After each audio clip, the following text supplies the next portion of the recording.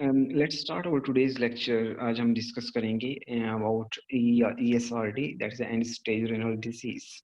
इसके अंदर हम डिस्कस करेंगे अबाउट पैथोफिजियोलॉजी को ओवरव्यू करेंगे, क्योंकि आपने इसके बारे में डिटेल में डिस्कस कर चुके हैं डायरेक्टली के अंदर।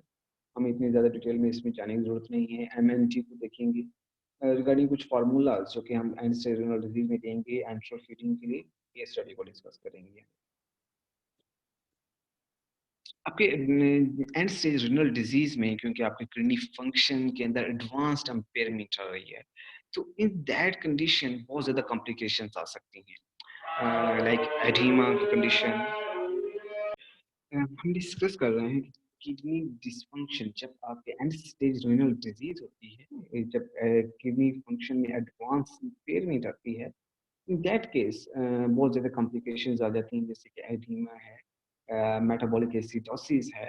क्योंकि आपके एडीमा है, एडीमा हो जाता है कि जब आपके इलेक्ट्रोलाइट्स जैसे सोडियम है, सोडियम क्लोराइड है, इनकी रिटेंशन स्टार्ट हो जाती है। अब ये इलेक्ट्रोलाइट्स जो हैं, इनकी जब रिटेंशन होगी, सोडियम की रिटेंशन होगी, तो वाटर की भी रिटेंशन होगी, तो एडीमा हो जाएगा। मेटाबॉलिक एसिडोसिस हो जाएगा, हाइपरकलीमिया की कंडीशन है, एनीमिया की, यूरेमिया, एसिटीमिया। ये सारे कॉम्प्लिकेशंस हैं। हम इनको वन बाय वन डिस्कस करते हैं। हाइपरफॉस्फेटेमिया को भी हम डिस्कस करेंगे, ओलिगोरिया को, hypertension, bone and mineral disorders. ये जितनी भी कॉम्प्लिकेशंस हैं, हम वन बाय वन इनको थोड़ा सा डिटेल में डिस्कस करेंगे, ये कैसे होती हैं जब एंड स्टेज रीनल डिजीज होती है। ओके, आपके जो फ्लूइड वॉल्यूम है, ये मेंटेन, आपका जो मेंटेन हो रहा होता है ये थ्रू सोडियम और एक्स्ट्रा सेलुलर फ्लूइड वॉल्यूम। क्योंकि आपने ये रीड किया होगा, आपने पढ़ा होगा कि आपका एक्स्ट्रा सेलुलर जो मेन इलेक्ट्रोलाइट है वो सोडियम है, वो अबंडेंट ज्यादा अमाउंट में मौजूद है। तो इंट्रासेलुलर जो मेन है दैट इज पोटेशियम। तो sodium in potassium maintain your fluid in, ये जो है इनका लेवल जो है एक मेंटेन रहता है। तो और ये मेंटेन कैसे रहता है? Through sodium potassium ATPase pump. आपने इसको पढ़ा होगा फिजियोलॉजी के। Sodium potassium ATPase pump. तो ये पंप जो है वो इस तरह जो है, आपका सोडियम जो है ये सेल है, ये पंप है, ठीक है। सोडियम इससे बाहर जाता है, पोटेशियम अंदर आता है, और इस तरह जो है एक लेवल जो है मेंटेन रहता है, सोडियम पोटेशियम का इनसाइड, सोडियम का आउटसाइड। तो एंड और इस तरह ये आपके जो फ्लूइड बैलेंस है उसको मेंटेन रखते हैं। इसी के ऊपर sodium potassium ATS PS pump के ऊपर कि किस तरह ये फ्लूइड बैलेंस को मेंटेन रखते हैं, ये किस तरह फंक्शनिंग करते हैं। You can watch the complete lecture of Dr. Najib, that's really available on YouTube. आप इसको डिटेल में समझ सकते हैं कि किस तरह फ्लूइड बैलेंस जो है वो maintain. Extra cellular fluid volume, अब जैसे ही अभी किडनी डिस्फंक्शन है, किडनी जो है जीएफआर लेवल जो है 15 ml से कम हो गया। जब इस लेवल तक जीएफआर कम हो जाएगा, इसका मतलब क्या है कि आपके जो है सोडियम की रिटेंशन होगी। As a result sodium will not exchange from the body. इसकी वजह से जब सोडियम रिटेंशन होगी, ज्यादा सोडियम रिटेंशन, तो वाटर की रिटेंशन भी होगी अलोंग विद सोडियम। तो जब वाटर की रिटेंशन होगी तो एडिमा हो जाएगा। Edema in that case hypertension भी हो जाएगा, क्योंकि सोडियम रिटेंशन है, वाटर रिटेंशन है, both can also lead to hypertension. Metabolic acidosis हो सकती है, उसकी वजह ये है कि kidney has is unable to excrete hydrogen ions. Kidney is disabled to excrete hydrogen ions. So when a lot of hydrogen ions accumulate in your body, then metabolic acidosis will happen.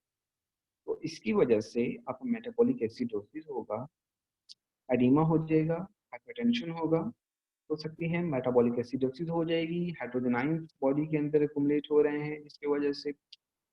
इसके साथ हाइपरकलीमिया भी हो जाएगा। हमने बात की अभी हाइपरकलीमिया, that is कि आपका पोटेशियम लेवल बढ़ गया है। दैट्स हाइपरकलीमिया। नॉर्मली जो है हमारे बॉडी 80 to 90% जो है वो टोटल आपका जो पोटेशियम है उसको हमारे बॉडी से एक्सक्रीट करता है, जो कि 2 to 6 ग्राम पर डे बनता है पोटेशियम। अभी जैसे ही अब देखिए जीएफआर लेवल कम हो गया, किडनी फंक्शन डिक्लाइन हो चुका है, जिसकी वजह से आपके पोटेशियम जो है will start accumulating in your body and it can lead to hyperkalemia, that's elevated blood potassium. So hyperkalemia can also microcytic anemia. Microcytic anemia, there are two types, macro and microcytic anemia. Macrocytic anemia, that is due to deficiency of vitamin B12, and that's also due to deficiency of folic acid. Microcytic anemia, that is due to deficiency of iron.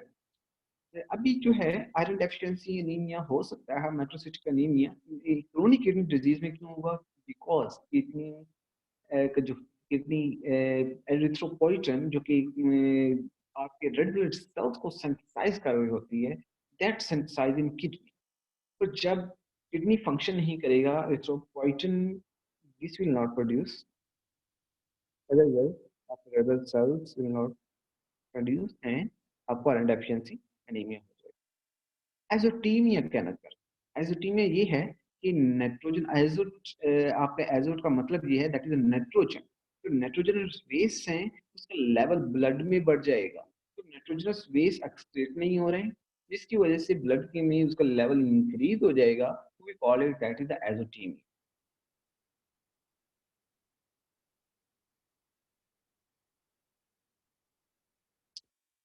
ये slide जो है इसको आप जो है समझना बहुत ज़रूरी है और इसको आप जो है ऑलरेडी इसको डिस्कस भी कर चुके हैं। मैं जस्ट इसको रिव्यू करूँगा क्योंकि आपने इसको डिटेल में डिस्कस किया हुआ है। अगर मैं नॉर्मल बात करूँ आपके किडनी की तो जो आपका विटामिन डी का बड़ा रोल है क्योंकि विटामिन डी एक्टिवेशन हो रही है आपकी किडनी से। तो विटामिन डी जो है विटामिन डी ठीक है? विटामिन डी एक्टिवेट हो रही है through parathyroid hormone thyroid gland से रिलीज हो रहा है पैराथायराइड हार्मोन जब ब्लड में आपके ब्लड में कैल्शियम कम होगा तो सिग्नल जाता है थायराइड ग्लैंड को पैराथायराइड हार्मोन रिलीज होता है वो जाके एक्टिवेट कर देता है आपकी विटामिन डी को कैल्सिडायोल को कैल्सिट्रायोल में कन्वर्ट कर देता है जो कि एक्टिव फॉर्म है विटामिन डी अभी विटामिन डी एक्टिव हो गया विटामिन डी क्या करेगा विटामिन डी कैल्शियम के लेवल को इसने मेंटेन रखना है अभी क्या होगा अब ये आपकी रीअब्जॉर्प्शन बढ़ा देगा फ्रॉम जो जीआई ट्रैक्ट से कैल्शियम और फास्फोरस की दूसरा काम क्या करेगा बोन टर्नओवर इंक्रीज कर देगा कि बोन से रिजॉर्प्शन और उनसे कैल्शियम जो है उसकी मोबिलाइजेशन स्टार्ट हो जाएगी तो बोन टर्नओवर बढ़ा देगा तीसरा काम क्या करेगा ये किडनी से जो कैल्शियम की रिअब्जॉर्प्शन है वो इंक्रीज कर देगा तो किडनी से इस तरह ये तीन काम करेगा और इससे जो है आपका कैल्शियम का लेवल मेंटेन अभी हम बात करते हैं सीकेडी के अंदर ये तो था नॉर्मल अब नॉर्मल मैकेनिज्म हम उसका भी देख लेते हैं इसके अंदर पैराथायराइड हार्मोन क्या करता है पैराथायराइड हार्मोन जो है पैराथायराइड हार्मोन ये आपके जो विटामिन डी की एक्टिवेशन करवा रहा होता है विटामिन डी की एक्टिवेशन के साथ साथ विटामिन डी को इनहिबिट विटामिन डी उसकी जो है ना सिर्फ एक्टिवेशन करवाता है बल्कि उसको डीएक्टिवेशन भी करवाता है वो कैसे जब कैल्शियम लेवल कम था विटामिन डी को एक्टिवेट करवा दिया जब कैल्शियम लेवल पूरा हो गया विटामिन डी को डीएक्टिवेट करवा तो ये नेगेटिव फीडबैक के थ्रू ये डीएक्टिवेट भी करवाता है दूसरा ये रिजॉर्प्शन भी करता है बोन रिजॉर्प्शन इसका जो दूसरा काम है वो बोन रिजॉर्प्शन भी करता है कि बोन से कैल्शियम मोबिलाइज भी करता है ब्लड में इसका लेवल जब कम हो जाता है बोन के अंदर उसके कैल्शियम लेवल बढ़ाने के लिए बोन रिजॉर्प्शन भी करता है पैराथायराइड हार्मोन का तीसरा जो काम है ये किडनी के अंदर कैल्शियम को रिअब्सॉर्ब करता है किडनी से कैल्शियम को रिअब्सॉर्ब करता है और फास्फोरस की एक्सक्रीशन करता है ये तीसरा काम है अभी हमने देख लिया कि इनका नॉर्मल मैकेनिज्म नॉर्मल फंक्शंस क्या है तो अभी हम देखते हैं what happens in CKD CKD में क्या होता है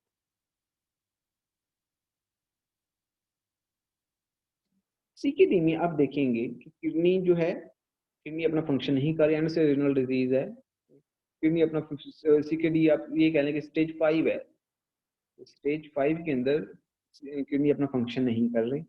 आपका जो विटामिन डी है, जो एक्टिव फॉर्म है वो बन नहीं रहा। विटामिन डी नहीं बन रहा।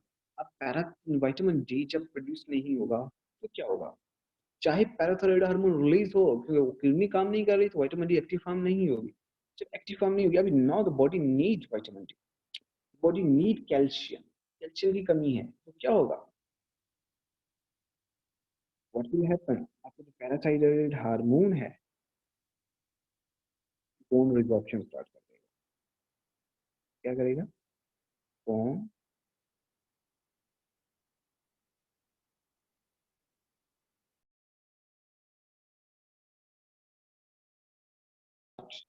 बोन रिजॉर्प्शन, ठीक है। तो बोन रिजॉर्प्शन मीन बोन से कैल्शियम फास्फोरस मोबिलाइज करना स्टार्ट कर देगा। कैल्शियम फास्फोरस की मोबिलाइजेशन करेगा तो आपका कैल्शियम का लेवल अब बढ़ेगा। अभी यहाँ पे एक अहम बात है कि पैराथायराइड हार्मोन किडनी से, अभी मैं किडनी से पैराथायराइड हार्मोन क्या कर रहा था? किडनी से आपके कैल्शियम को रीअब्सॉर्ब करवा रहा था, कैल्शियम को रीअब्सॉर्ब करवा रहा था, वापस लेके आ रहा था। अभी मैं इसको इस तरह एरो बना के दिखा देता हूँ। फास्फोरस को एक्सक्रीट कर रहा, ये दो काम कर रहा था। अभी किडनी काम नहीं कर रहा, किडनी दिमाग किडनी जो है वो डिसफंक्शनिंग की वजह से एंड से रीनल डिजीज है, जिसकी वजह से पैराथायराइड। अब क्या होगा? पैराथायराइड हार्मोन ने किडनी को क्या करना, कैल्शियम को रीअब्सॉर्ब करवाना था। अभी किडनी फंक्शन नहीं कर रहा तो कैल्शियम रीअब्सॉर्ब नहीं होगा, कैल्शियम एक्सक्रीट होता रहेगा। फास्फोरस को इसने एक्सक्रीट करवाना था तो किडनी फंक्शन नहीं कर रही तो फास्फोरस एक्सक्रीट नहीं होगा, फास्फोरस ब्लड में ही रहेगा, तो ब्लड में उसका लेवल बढ़ता जाएगा। जब फास्फोरस का लेवल ब्लड में, अब देखिए कैल्शियम एब्जॉर्ब होने की बजाय एक्सक्रीट हो रहा है तो कैल्शियम का लेवल ब्लड में कम हो जाएगा। फास्फोरस एक्सक्रीट होने की बजाय रीअब्सॉर्ब हो रहा है, ब्लड के अंदर ही रह रहा है तो इसका लेवल, फास्फोरस का लेवल बढ़ जाएगा। जब कैल्शियम का लेवल कम हो गया, फास्फोरस का लेवल बढ़ गया ब्लड के अंदर, देन व्हाट विल हैपन? अभी फास्फोरस को एक्सक्रीट होना है, हाइपर फास्फोटेमिया की कंडीशन आ रही है, फास्फोरस को एक्सक्रीट होना है तो क्या होगा? आपका जो पैराथायराइड हार्मोन को, पैराथायराइड ग्लैंड को सिग्नल जाएगा, थायराइड ग्लैंड को कि पैराथायराइड हार्मोन और रिलीज करो ताकि फास्फोरस और एक्सक्रीट हो बॉडी से, क्योंकि पैराथायराइड हार्मोन का काम है आपकी किडनी से फास्फोरस को एक्सक्रीट करवाना। तो पैराथायराइड हार्मोन और रिलीज होता जाएगा, जब और रिलीज होता जाएगा और फास्फोरस का लेवल बढ़ता जाएगा तो इसकी वजह से सेकेंडरी हाइपर पैराथायराइडिज्म की कंडीशन हो सकती है। सो हाइपर पैराथायराइडिज्म की कंडीशन आ जाएगी जब सिग्नल्स अगेन एंड अगेन जाएगा थायराइड ग्लैंडों पे, thyroid hormone, parathyroid hormone release करें के, पैराथायराइड हार्मोन रिलीज करता जाएगा, as a result secondary hyperthyroidism की कंडीशन आ जाएगी। इसकी वजह से रीनल बोन डिजीज हो सकती है कि आपकी बोन से रिजॉर्प्शन हो रही है क्योंकि कैल्शियम एक्सक्रीट हुआ जा रहा है, पैराथायराइड हार्मोन कैल्शियम, बोन से कैल्शियम की रिजॉर्प्शन करवाई जा रहा है, बोन रिजॉर्प्शन करवाई जा रहा है, कैल्शियम और फास्फोरस को बोन से ब्रेकडाउन करवाई जा रहा है।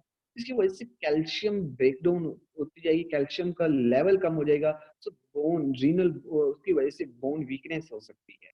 So we call that disease that is a renal bone disease, or we also call it that is osteolytis fibrosa cystica. This also we call it that is the renal bone disease. So ये condition, ये complication आ सकती है in the kidney failure condition.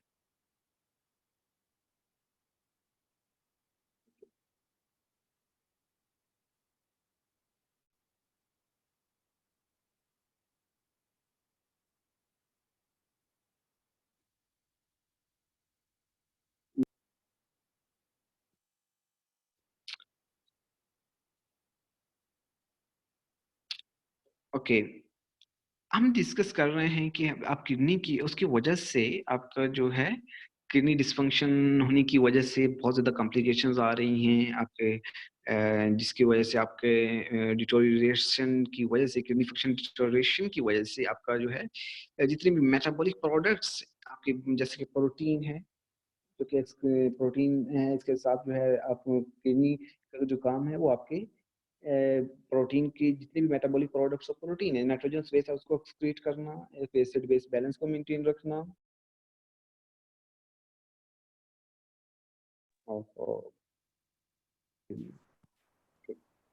हम discuss कर रहे हैं कि kidney function क्या है। किडनी फंक्शन जब डिटेरियोरेट होते हैं तो जितने भी किडनी से रिलेटेड जितने भी फंक्शंस हैं वो सारे डिटेरियोरेट हो जाते हैं। जैसे कि अब किडनी का काम ये है कि उसने आपकी जितने भी प्रोटीन वेस्ट है उसको बॉडी से एक्सक्रीट आउट करना, एसिड बेस बैलेंस को मेंटेन रखना, आपके एरिथ्रोपोइटिन प्रोटीन का बनाना, विटामिन डी की activation, calcium phosphorus potassium sodium, ये सारे इलेक्ट्रोलाइट्स को और मिनरल्स को इसके जो होम्योस्टेसिस है उसको मेंटेन रखना। उसके बाद फ्लूइड एक्सक्रीशन जो है, ये भी फ्लूइड एक्सक्रीशन, ये जितने भी काम है, जितने भी, क्योंकि यूरिनेशन जो है वो एनुरिया की कंडीशन आ सकती है, क्योंकि ऐसी कंडीशन में अब फ्लूइड भी एक्सक्रीट नहीं होगा, जितने भी फंक्शन है सारे जो है डैमेज हो जाएंगे। तो न्यूट्रिएंट्स जो कि अफेक्ट होंगे सीकेडी के अंदर वो प्रोटीन है, सोडियम, पोटेशियम, फास्फोरस, कैल्शियम, सारे nutrients will be affected, vitamins, minerals, fluids, these all will be affected in the case of CKD, chronic kidney disease. Sir सारे विटामिन या सिर्फ water soluble vitamin? Not all. आप देखिए जैसे कि हमने अभी डिस्कस किया आपके,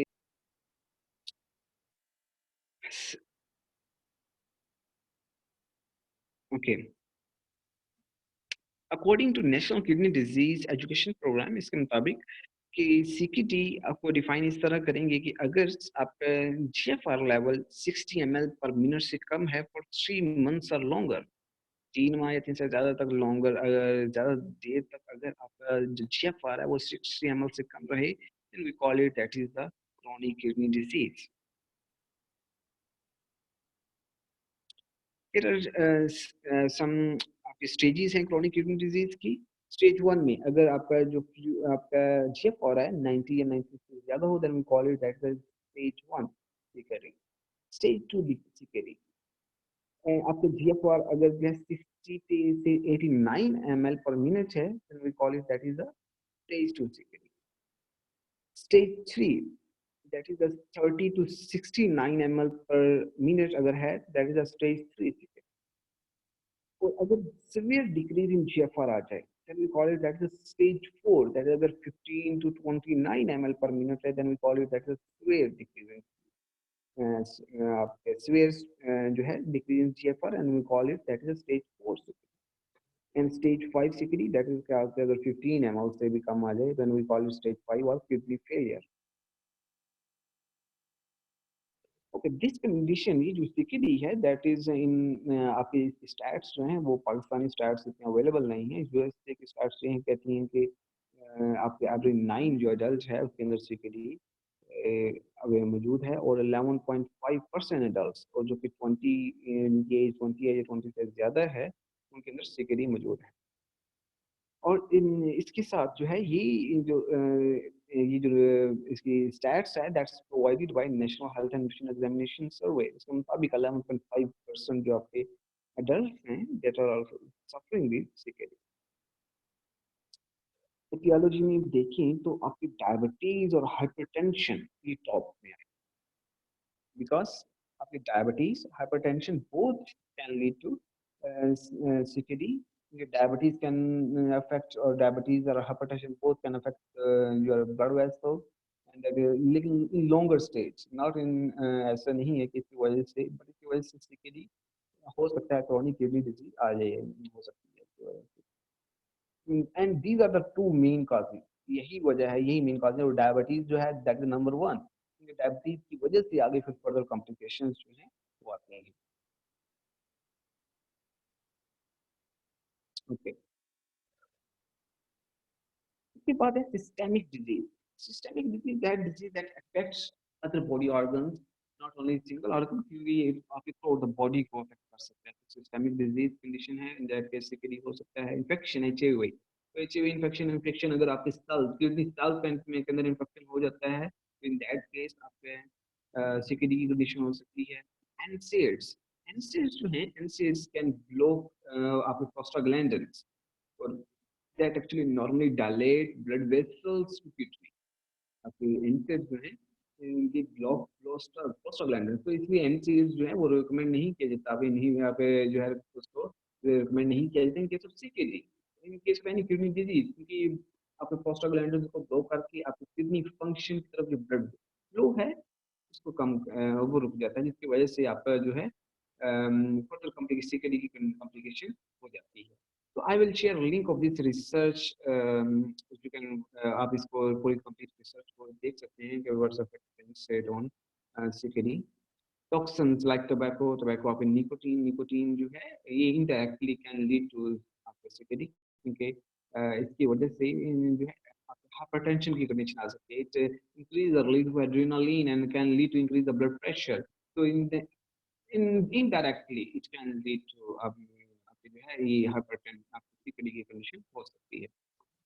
पॉलीसिस्टिक किडनी डिजीज अगर है, पॉलीसिस्टिक किडनी डिजीज जो कि एक हेरिडिटी होती है, इस वजह से जिसमें सिस्ट बन जाते हैं जो किडनी और जो that are filled with fluids, in that case अगर पॉलीसिस्टिक किडनी डिजीज है तो उस कंडीशन में भी ये कॉम्प्लिकेटेड हो सकता है। फैमिली हिस्ट्री है, अगर फैमिली में किसी को है, इन दैट केस सीकेडी हो जाएगा। We have very short time. Okay, in stage 5, इस 5 स्टेज में आपके जो है आपके फ्लू आपके बेस बिल्डअप हो रहा है, जो ब्लड ब्लड प्रेशर आपका बढ़ रहा है, आपकी जो फ्लूइड जो है वो बॉडी के अंदर रिटेन हो रहा है। इन दैट केस आपको फ्लूइड मिल चाहिए, जैसे कि आपको डायलिसिस या फिर kidney transplantation, dialysis that can be small dialysis and that can be peritoneal.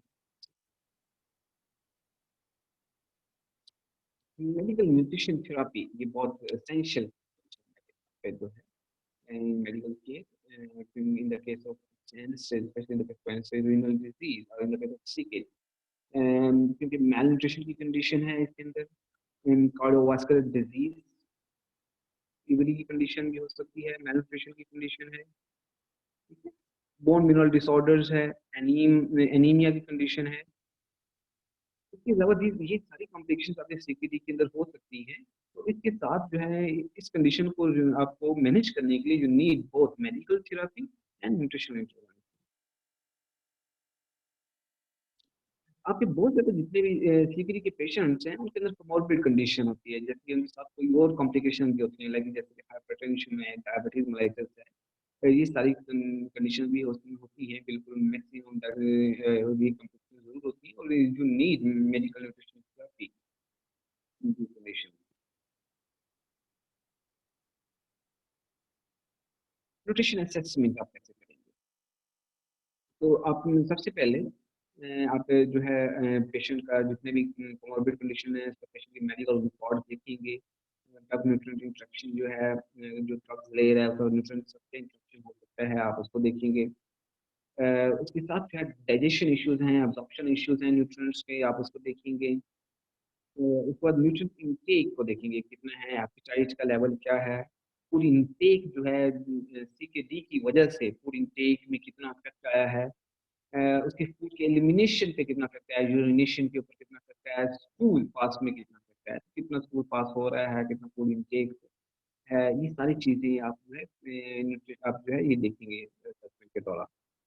Physical assessment करेंगे आप, हाइट के लिए height, weight, frame size, subjective global assessment form use कर सकते हैं। उसके भी आप करेंगे physical science symptoms of nutrition, nutrition deficiency के जो साइंस एंड सिम्टम्स हैं, जिसके हमने न्यूट्रिशन फोकस फिजिकल एग्जामिनेशन को हमने पहले स्टार्ट में देखा होगा, उस तरह जितनी भी हमने न्यूट्रिशन असेसमेंट हमने स्टार्ट में डिस्कस की थी वो सारी उसको आप प्रोसीजर्स को आप फॉलो करेंगे। मेडिकल जितने भी आपके बायोकेमिस्ट्री और मेडिकल प्रोफाइल है आप उसको देखेंगे। इसके अलावा जो है आप कितने कैलोरी का इंटेक है, प्रोटीन, फैट्स, मैक्रोन्यूट्रिएंट्स का इंटेक क्या है, माइक्रोन्यूट्रिएंट्स का इंटेक क्या है, फ्लूइड का इंटेक क्या है, ये सारी चीज़ों को आप देखेंगे। न्यूट्रिशन डायग्नोसिस क्या हो सकती है? अब इस न्यूट्रिशन डायग्नोसिस की बेस पे ही आप पीईएस स्टेटमेंट बना रहे होते हैं। तो आपने पीईएस स्टेटमेंट को अपने प्रीवियस सेमेस्टर्स में आपने पीईएस स्टेटमेंट को पढ़ लिया होगा कि किस तरह पीईएस स्टेटमेंट बनाते हैं। P stand for problem, etiology and symptom. तो इस बेस पे आप एक स्टेटमेंट बनाते हैं। ठीक है? तो आपने इस सेमेस्टर अपने पिछले डायटेटिक्स प्रोसेस के अंदर इस चीज़ को पढ़ा हो। न्यूट्रिशन डायग्नोसिस जो है आप इनएडिकेट आप हो सकती है दैट्स इनएडिकेट एनर्जी इनटेक, ये भी न्यूट्रिशन डायग्नोसिस है। इनएडिकेट फूड और ओरल फूड और बेवरेज इनटेक, दैट्स आल्सो ये भी न्यूट्रिशन डायग्नोसिस है। Excessive fluid intake, malnutrition, excessive protein intake, कि आपको प्रोटीन इनहिबिट करनी है, in the acute kidney injury में इनहिबिट करनी है, क्रोनिक किडनी डिजीज में आपको इनहिबिट करनी है अगर पेशेंट डायलिसिस में नहीं है। अगर पेशेंट डायलिसिस पे है तो आपको इनहिबिट नहीं करनी। आपके आपके जो एक्सेसिव मिनरल इनटेक है, क्योंकि आपको मिनरल जो है लेवल जो है आपको एक्सेस नहीं करना, तो जैसे कि पोटेशियम फास्फोरस सोडियम लेवल इसको लिमिट करना।